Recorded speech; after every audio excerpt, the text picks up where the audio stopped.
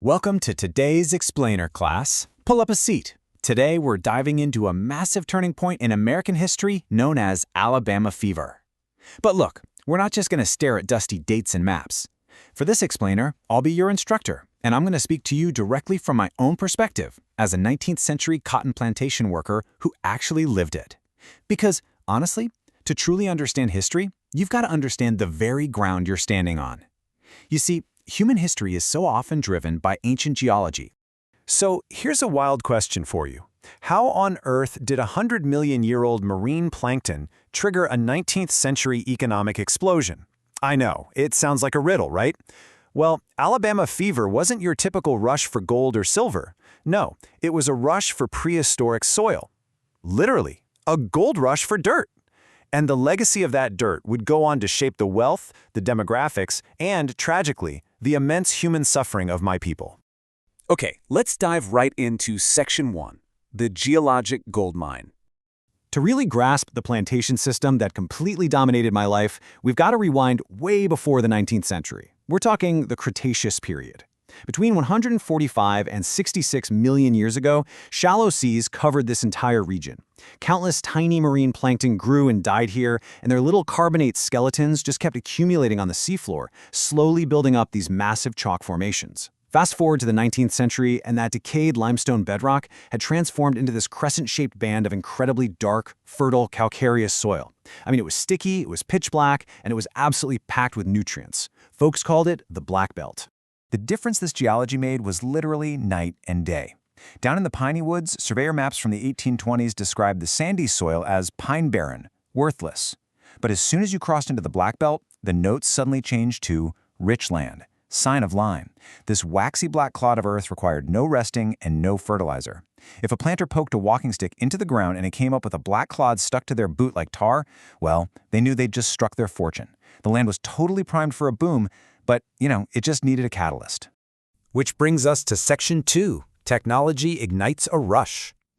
So the landscape was ready, but it took a brutal collision of technology and policy to really ignite the rush. 3 massive dominoes fell. First, Eli Whitney's cotton gin in 1793. Second, the discovery of petite Gulf seed in 1820, which by the way was a fast-germinating hybrid that just loved that limestone soil. And third, the violent forced removal of Native American tribes between 1814 and 1830, which brutally opened up over 23 million acres of land. Let me tell you about that gin, though. Before it came along, separating those sticky green seeds from the cotton fibers was painstakingly slow handwork for us. But the gin? It changed everything. We had to feed the raw cotton into this loud, incredibly dangerous machine, packed with metal rollers and wire teeth that just ripped the seeds right out of the lint. It made the crop massively profitable overnight. But it also demanded an endless supply of our intense labor in the fields just to feed the ravenous machine. The boom that followed was just unprecedented. Captain Basil Hall, a British traveler, recorded this first-hand account in 1828, and it perfectly captures the absolute mania of Alabama fever. He wrote, "All day and almost all night long, our ears were so wearied with the sound of cotton, cotton, cotton." Planters who had literally worn out their land in the eastern states just flooded into the region. It was a total gold rush mentality, but one entirely fueled by this perfect storm of limestone soil, hybrid seeds, and the ruthless efficiency of the cotton gin. And that leads us into Section 3, the human fuel. Because here's the dark reality, class. This booming economic engine, it didn't run on steam or electricity. It ran on us. Just look at these numbers.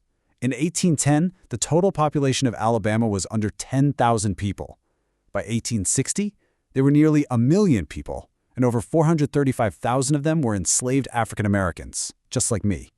For every single white planter walking west seeking his fortune, 10 of us were marched in chains to work the soil, a devastating forced migration that became known as the Second Middle Passage. I want you to really try and imagine my daily reality out there. We were forcibly relocated to what was basically an untamed frontier. Our very first job? Clearing out native cane breaks, these impossibly dense thickets of bamboo-like cane that shot up to 40 feet high in places. Then came plowing that famous black belt soil. And let me tell you, that heavy, sticky limestone clay clung to our tools like glue and just exhausted every muscle in your body. We picked cotton by hand from dawn until long after dusk, only to return to dirt floor log cabins built right on the frontier. They had cracks in the walls so wide that the bitter winter wind and sometimes even snakes would just slither right inside. And the emotional strain? Unbearable. Living in a region entirely defined by forced labor, knowing my family could be sold off at any moment just to settle a master's gambling debt, it was a constant, heavy burden. And yet, somehow, through immense resilience, we forged bonds, we built tight-knit communities in the slave quarters, and we found ways to survive when the world wanted to break us. This crucial turning point is brilliantly captured by Booker T. Washington. He explains how the term black belt originally started out as a purely geological definition, right? Just referring to that dark, rich soil. But because that specific soil was so perfectly suited for the intense, labor-demanding cultivation of short staple cotton, it quickly became the exact place where enslaved people were considered the most profitable. And just like that, the very meaning of the landscape shifted from a geological reality to a deeply tragic human and demographic one. Moving on to Section 4, the reign of King Cotton. At the absolute peak of this plantation economy, the disparities were just staggering. By 1830, Alabama had more millionaires per capita than anywhere else in America. You had planters building these grand, sprawling homes, ordering the finest luxury goods from Europe, and completely dominating local politics. But contrast that wealth with my reality: endless, grueling toil just to feed the massive global textile looms of England. And it wasn't just the enslaved who suffered. Poor white subsistence farmers were pushed entirely out of the picture, banished to the less fertile sandy hills because they just couldn't compete with the massive industrialized plantation monopolies that were gobbling up all the best land. So, what did this relentless pursuit of wealth actually do to the land itself? Well, the transition of this beautiful region from incredibly diverse oak hickory forests into intensive single-crop cotton plantations was utterly devastating. Those fast farming practices, completely driven by the desire to maximize short-term profit, exposed the fragile topsoil. And because cotton is a remarkably greedy plant, it is incredibly hard on the land, it quickly exhausted the soil's nutrients. Without modern inorganic fertilizers, the topsoil just washed away, leaving nothing but barren subsoil behind. Ironically, the very geology that sparked the rush in the first place was being systematically destroyed, forcing planters to just pack up and push even further west. Which brings us to Section 5, Ruin and Reconstruction. Following the Civil War, the entire antebellum system collapsed. We were finally emancipated, yes, but new agricultural hardships quickly emerged to take the place of our chains. The system just shifted, transforming into sharecropping and tenant farming. My people, we desperately hoped for our own land, but the best land in the Black Belt was already owned and far, far too expensive. So both freedmen and poor white families found themselves hopelessly trapped in a brand new cycle of poverty. We had to rent land and tools on credit from a local merchant or landowner, and we were forced to plant cotton just to pay off that mounting debt. But with wildly fluctuating global cotton prices, man, at the end of the harvest, we often owed more than we actually earned. It was essentially a new kind of bondage, one inextricably tied to high personal debt. The great agricultural scientist George Washington Carver looked at the state of the South and he described it as a vast territory of barren and furrowed hillsides and wasted valleys. That single-crop system had literally ruined the region. Carver knew for sure that for us to survive, and especially for black farmers to gain any true independence, we had to completely break away from King Cotton. His aggressive push for scientific farming, for crop rotation, and for planting things like peanuts and sweet potatoes, it was a desperate and absolutely crucial effort to heal both the dead soil and our broken economy. Now, let's look at Section 6, the agricultural evolution. It took well into the 20th century to finally break the region's reliance on a single destructive crop. World War II was what really shattered the old systems.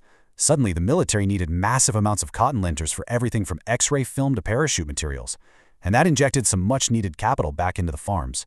But honestly, more importantly, the post-war era brought chemical weed control and tractors. Almost overnight, large farms didn't need hundreds of sharecroppers out there chopping weeds by hand.